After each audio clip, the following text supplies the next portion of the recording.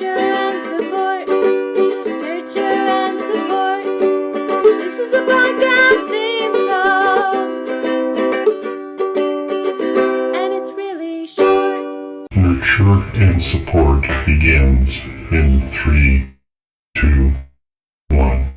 Hey everybody, welcome back to another episode of Nurture and Support. This is episode 129. We've been away for a while because I've been having technical issues yet again, but hopefully this works. I am, as always, Mel at Karmic9 on Twitter. And I'm a super, super happy Kelly Toole at KELLYTHUL on Twitter. Because when it comes to doing recommendation shows, Mel, I really like doing them with you. Better than with some other people, let's just say. I don't know. I could start getting kind of risque like some other people.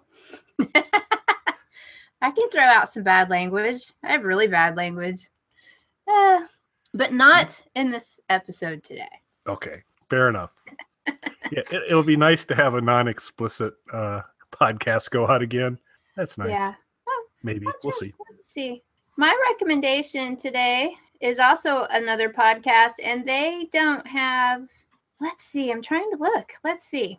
Of 46 episodes, I think they have one that's been marked explicit. This podcast is really fun. I've been pretty new to it. It's called Wolf 359, and it's one of the audio drama, audio fiction podcasts that I really enjoy these days. This one is science fiction based. It follows a communications officer named Doug Eiffel, who is on a space station that is orbiting I think it's supposed to be a red dwarf called Wolf 359. And this huge station only has two other people besides Doug on it, and that's Captain Minkowski and a crazy mad Russian scientist named Dr. Hilbert. Now, during the course of these episodes, you may or may not discover if Dr. Hilbert is experimenting on Doug without Doug's permission. But it's a really fun podcast. Doug is our main character, though it really does, as the episodes go on, you branch out and really get a feel for the rest of the cast.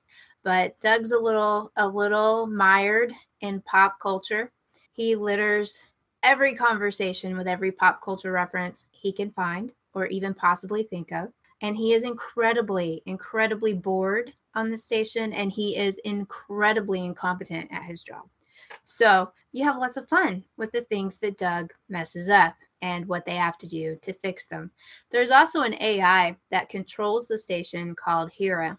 And unlike what you might expect in this situation, Hera has a fully formed personality. She's sarcastic, and as the show goes on, Hera starts malfunctioning possibly a little bit and possibly is plotting the death of the crew as far as her programming will allow her. It's, a fantasy she has in her downtime. So it's really, really, really entertaining. It's been going on for a couple of seasons now. Like I mentioned, there are 46 episodes. The last episode came out around Christmas, and I think that ended this last season. And just so you're not shocked, because I think anybody that listens to this will really enjoy it, they're not having another season, I believe, until June. And it's going to be the last one. But there's a lot of episodes to go through at this point. So it'll take you a little while to catch up, Since I found out it was going to end, I really slowed down on my binging to savor it and eke it out a little bit longer. All sorts of crazy conspiracies are going on this station. You find out that this is not like you would think that some government sent them up there. It very much seems as if possibly it's one of those scenarios in our not so distant future on Earth where possibly the government, while it still exists, doesn't have a lot of power. And they're up there at the behest of a corporation named after Goddard. And a big evil corporation? Yes. You wonder for a little while, but it doesn't take you very long to figure out that this is, in fact, a big evil corporation. And they probably do not have the best interests of their employees at heart at sending them where they're at. And as soon as they possibly make a discovery that might indicate they're aliens, things get really, really interesting. And we find out that the company they work for really doesn't care if they live or die as long as they get what they want. So they send some more Gestapo type people up to the station. And so the cast of characters expands a little bit. So it's really entertaining. If you like science fiction at all, if you like pop culture, you'll really enjoy Doug Eiffel's commentary. The story is told mainly in the beginning through his daily logs. See, they're required to enter daily logs of what they've done on the station.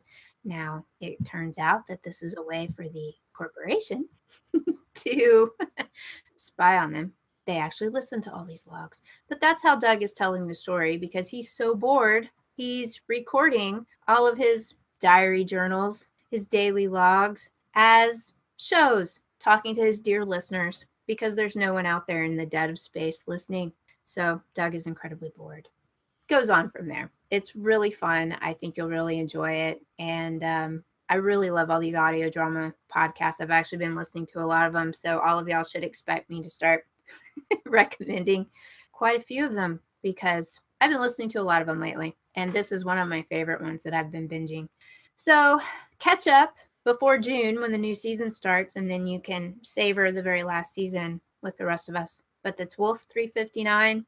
You can find it at wolf359.com, but it's on all of the podcast catchers, iTunes, Stitcher, all of them. So check it out. It's really fun. And it reminds me a bit of Farscape for the few people anymore who remember Farscape, where with all the pop culture, with the goofy astronaut, with all the pop culture references, only Doug's not nearly that smart. But Doug has a dark secret as well that you'll find out in later seasons. But he's a little more layered than he appears in the beginning. So it's worth sticking it out and going through, but I think you'll be entertained. Most of the episodes only run about 20 minutes.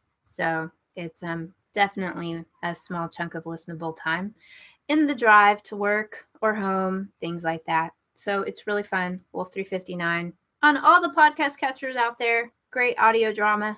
I think everyone will enjoy it. Well, that's going to be real helpful because I need a kind of a good binge stack to work with off of a podcast. I've kind of burned through a couple, so that'll be pretty good. And if any of our listeners have in the past picked up on the recommendation to get Google Home, I'll just give you a little gifter and go, hey, Google, play the Wolf 359 podcast. And if you listen to us, you're going to be not stop listening to us, and it's going to start playing that podcast. So. Cool. And since it's been a while since we've done a recommendation show together, I figured I'd go back to old habits and recommend music, I don't know, from the 80s.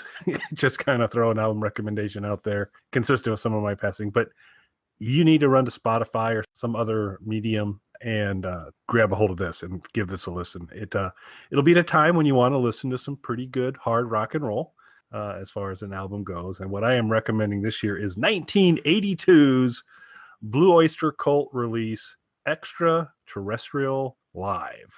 I don't have that one. This is I'm not surprised. But I'm a pretty big Blue Oyster Cult fan and I've enjoyed a lot of their stuff. As far as a live album goes, and they have not done many live albums, but this is outstanding. Covers a big swath of their work. It was recorded during the Fire of Unknown Origin tour. So they had released the Fire of Unknown Origin, and which had Burning for You, fairly big hit for them. And this was the subsequent tour to support that album and many other things. But it was recorded in a lot of places, including Poughkeepsie, New York, which, you know, you haven't listened to a great rock and roll song until you hear the lead singer going, how's everybody doing in Poughkeepsie, New York? And so you actually get a bit of that through there because he knows that Poughkeepsie likes their rock and roll.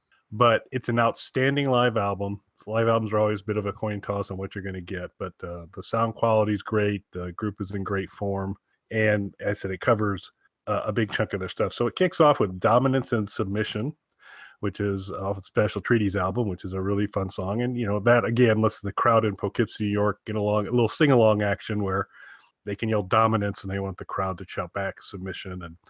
it's a real happy song. So it moves along really well. But Cities on Flame with Rock and Roll, kind of a classic Blue Oyster Cult song.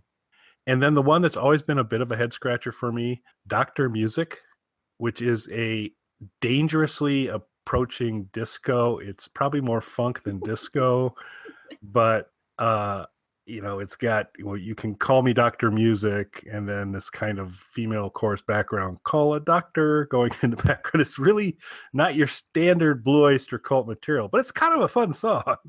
So if there was kind of a funk / disco song to be created by Blue Oyster Cult, it would be Dr. Music, and it actually translates fairly well live. And then Red and Black, for our Canadian fans out there, where they talk about the Canadian Mounties being a police force that works with red and black being their color scheme. And so it's fun stuff there. Cool. Joan Crawford is another song on this album, and Joan Crawford opens up with some major piano work to it, kind of a classical piano crescendo type of thing.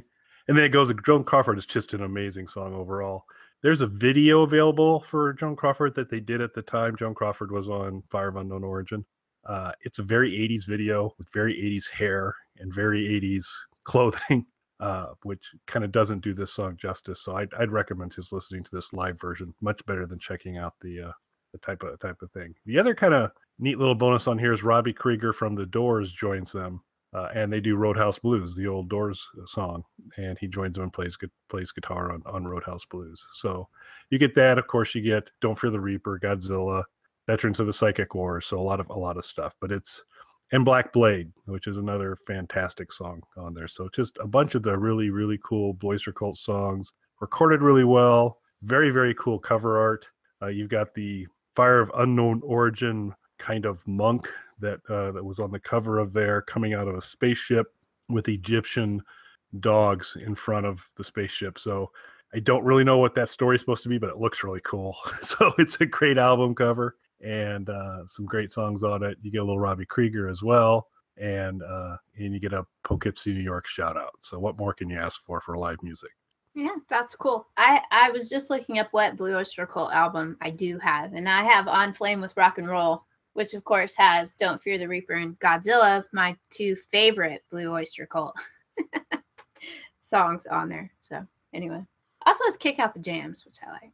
Yeah, that is a fun one too. So given that selection, you will enjoy this album because it has many of those songs on it, plus some other ones that I think you'll end up liking really well. I'll be interested in your read on Dr. Music when you hear that, because it's always like I kind of like this song, but I don't think I should. I have no idea why they're doing it. But I will probably like it. I'm sure it sounds like something I would like. I'm very eclectic. I bounce all over the musical spectrum, but I'm pretty sure they don't have cellos. No, not that I'm aware of. They do have like a really big Godzilla head that comes out during Godzilla, but I don't think. And that's pretty cool. Yeah, that's all right. And it wasn't for this album, but I do remember reading a Blue Oyster Cult album review where they were referred to as the thinking man's AC/DC, which I can see that. It's a wonderful, I don't know exactly what it means, but I think it's a wonderful description, so I like it. So get the live album by the Thinking Man's AC/DC Blue Oyster Cult, Extraterrestrial Live. Cool. I will definitely have to check that out because I have always liked Blue Oyster Cult. So, because everybody knows Don't Fear the Reaper, but most people I come across do not know about Godzilla. Really? Yes. Most of the people, for a while, I had that as the ringtone on my phone. And no one ever knew what the song was. Which part do you have? Do you have that just the beginning kind of guitar start to it, or when they're doing Godzilla? No, Godzilla? I cut it myself. It was on an old phone, and I did the chorus. And people had never heard it before, so I would have to pull up the full song, and I'd play the whole song. And I actually had people who had never heard from it, and guys my age who hadn't heard it. And I'm like, were you raised under a rock? I mean, come on. Texas, you don't know Godzilla? But anyway. That's a crime. That is such a wonderful song. I guess they were too busy listening to country to branch out. But of everybody in the world knows Don't Fear the Reaper because that's an awesome song. No argument here. So I do not have a social media. You would think after all this time away, I would have prepared a social media recommendation, but I didn't. Well, I do have one for this week, and a Twitter recommendation, and it's one of the longer Twitter handles. This probably has to run to the character limit, if very, very close. So it's a young lady named Ty. She is a TYE. She is has been a writer for a variety of different things we love and been affiliated with.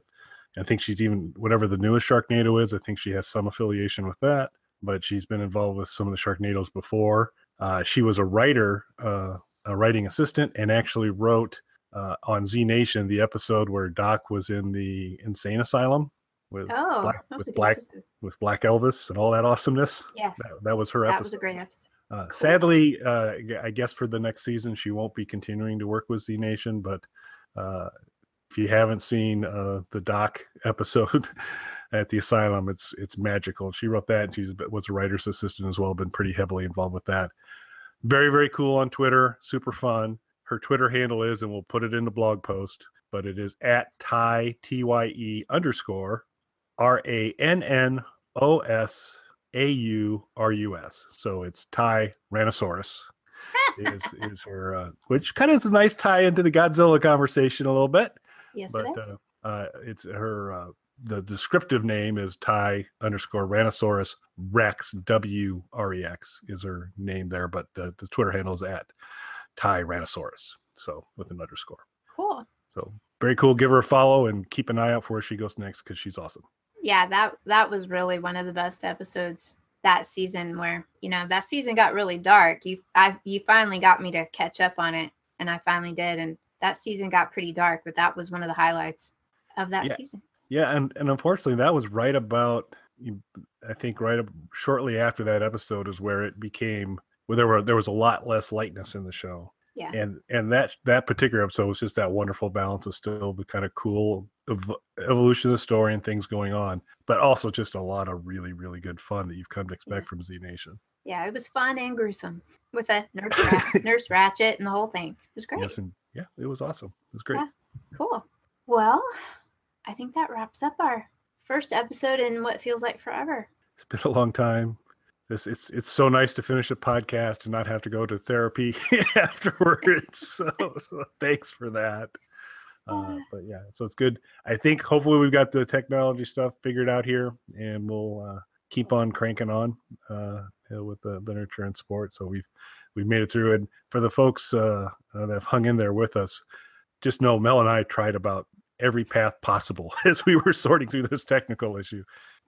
Rabbit, Skype, different devices, and all sorts of different things to kind of sort it out. But it seems like this recording looked like it worked pretty well. So hopefully we're back and cooking. Yes, and because all of y'all know the story, I'm in the middle of nowhere and I have bad internet, but this apparently looks like it's a software or hardware problem on my end. So hopefully we have it fixed, and we'll be back with episode 130 soon. And our good friend Matt will give you all the information you need on the different ways you can connect to us, blogs, emails, Twitters, Sketchers, whatever, all the different ways. So thanks for listening, everybody. Bye. You can contact us on our website, nurtureandsupport.net, or email us at nurtandsupp@gmail.com. That's NURTANDSUPP@gmail.com, or tweet us at nurtandsupp on Twitter. Nurturing and supporting Sharknado.